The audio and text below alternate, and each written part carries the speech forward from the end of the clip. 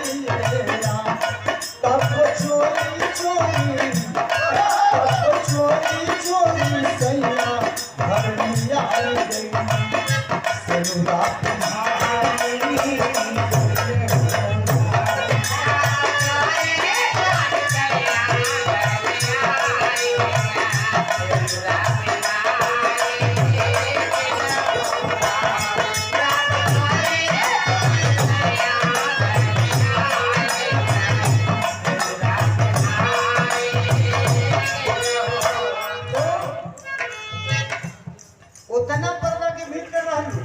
हाँ बतावत बका मंगिया भरत मुरा, मंगिया भरत मुरा, माई के गर्भवानी, माई के गर्भवानी, बिन नाम बभना करात। गवना कया सरा धराई के गईले पिया, गवना कया सरा धराई के गईले पिया, अपने लयले पिया, कब यही है कुछ न बुझात जी। ओ चढ़ली जवानी हमार, चढ़ली जवानी हमार, मन भइले पागल।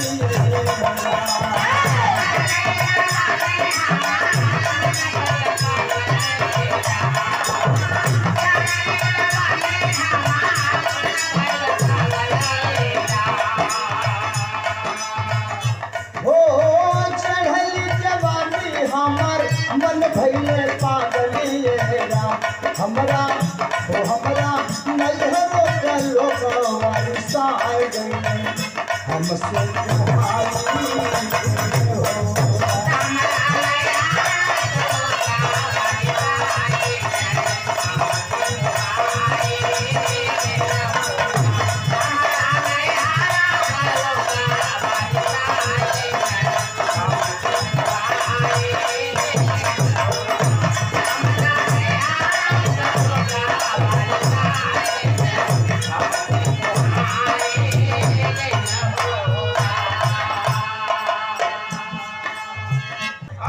लेकिन माया का मतलब, माया का अर्थ माया शब्द में ही निहित है, माया शब्द में ही छुपा है।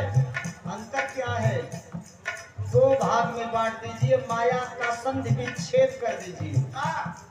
माँ या, दो पार्ट में बट गया। माँ या, माँ माने महतारी, या का अर्थ होता है अथवा, इसके अलावा, या इसके सिवा, या इसके इतर। यही है, माँ के अलावा जो कुछ है वही माया है। ध्यान देंगे इस पक्ति पर। कहना है क्या? माई के अलावा जो भी, माई के अलावा जो भी दुनिया में लौकत बाटे, धरती पर फौकत बाटे, ओही में माया दिखलाए। केहू बाबा बाबू, केहू चाचा चाची भैया भौजी, केहू बाबा बाबू, केहू चाचा चाची भैया भौजी, केहू भतीजा कहलाए जी। ममता सुतल माया,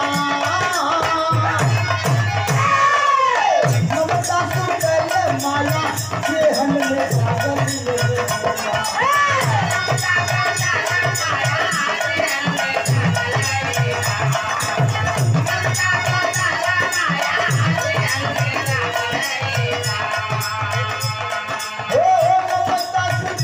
माया, जेहन में जागल बेटा बेटा ओ बेटा बेटी सबसे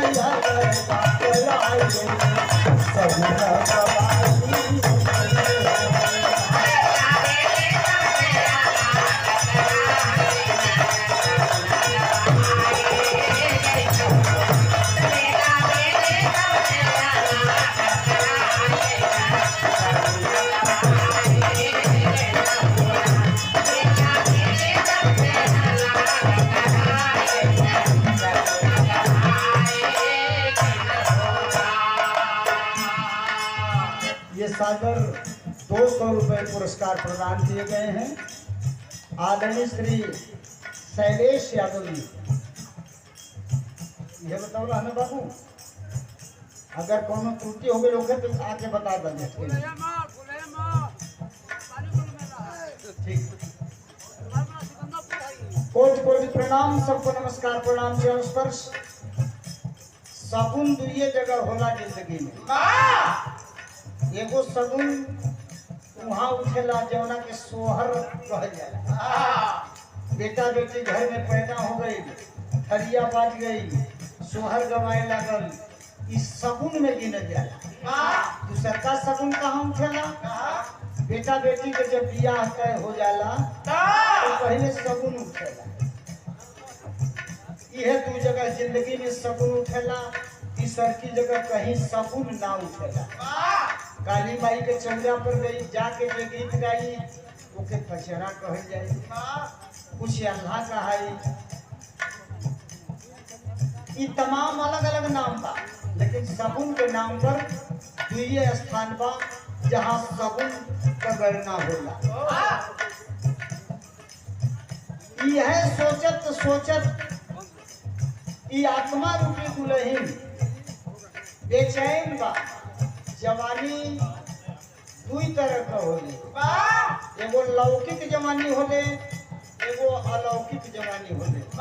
जवन जवानी लौके ले वो लौकिक जवानी है, और जवन जवानी ना लौके ले शब्द से या हाव भाव से परिलक्षित होले। अरे यार इसको बंद करो। क्या बात कर, समझ में नहीं आ रहा है कि ये क्या बन रहा है। आखिर हाँ कम करो हमारा आवाज हल्का सा, शब्द हमको साफ सुनाई पड़ना चाहिए, लोगों को सुनाई पड़ना चाहिए। डीजे ना बस रहेगा थोड़ा। जवानी एगो लौकिक होले जो लौके ले, एगो अलौकिक होले जो ना लौके ले, शब्द से परिलक्षित होले। लौकिक जवानी सबका देही पर लौके ले, जवानी आ जाला तो मरमरा के आ जाला। एगो जवानी कब आवेले, जैसे जैसे शरीर बुढ़ात जाले वैसे वैसे वो जवानी चढ़त जाले। जब शरीर बिल्कुल जर्जर हो जाए, असहाय अवस्था में हो जाए, तब बुढ़ऊ लोग क्या कहेगा। कष्ट जब असहनीय होने लगी तो लोग कहेंगे कि भगवान अब उठा लेते हैं, तब बढ़िया रहा। ना जानी हमार कागज कहाँ हेरा गई बा, तरह तरह का बात। यहाँ तक कि परिवार के पड़ोस के लोग भी कहते हैं कष्ट देख करके कि अब इनके भगवान उठा लेते हैं तो बढ़िया रहा। यही आत्मा रूपी दुल्हन परमात्मा रूपी मिलने, परमात्मा रूपी पति से मिलने के लिए बेचैन हो जाती है। अरे वाह! सोचती हुई ये आत्मा रूपी दुल्हन घर से निकल गई, घर से निकल गई अपने पति को पाने के लिए, ढूंढने के लिए। कुछ दूर गई तो सहसा उसे आभास हुआ कि मेरे पीछे पीछे कुछ लोग आ रहे हैं। पीछे घूमकर देखती है तो गांव टोला मोहल्ला हितई नतई के लोग लौकत बना। ये भैया, ये चाचा, ये बाबू, कहाँ तो लोग पीछे आवत पड़े। लोग जवाब देता कि बबुनी जातरू तो के रास्ता धरावे आवत भैया। लेकिन यही भाव के आत्मा रूपी दुल्हन कहत बा, का कहत बा, यवा के पावे बदे, यवा के पावे बदे छोड़नी बखरिया यापन। ये आत्मा रूपी दुल्हन का बखरी का है शरीर। यवा के पावे बदे छोड़नी बखरिया यापन, गौवा नगरिया यापन। मनवा में ले के उल्लास जी, मनवा में ले के उल्लास जी। पीछे परिवार चलल, पीछे परिवार चलल, गौवा जवार चलल, डाल के वो हार चलल। हाँ हमके धरावे पदे राम नाम सत्य है। यह बोलत रास्ता धरावे लोग चल देने वाले। यही के वो आत्मा रूपी दुल्हन कहता, पीछे परिवार चलल, गौवा जवार चलल, डाल के वो हार चलल। माने कफन ओढ़ा डाल के वो हार चलल, हमके धरावे पदेरा हरी। रास्ता तो धरावे जरूर लोग चलल, लेकिन रास्ते में लोग कहीं का नहीं आके झोली हमार, नहीं आके झोली हमार, ऊंची पर जानम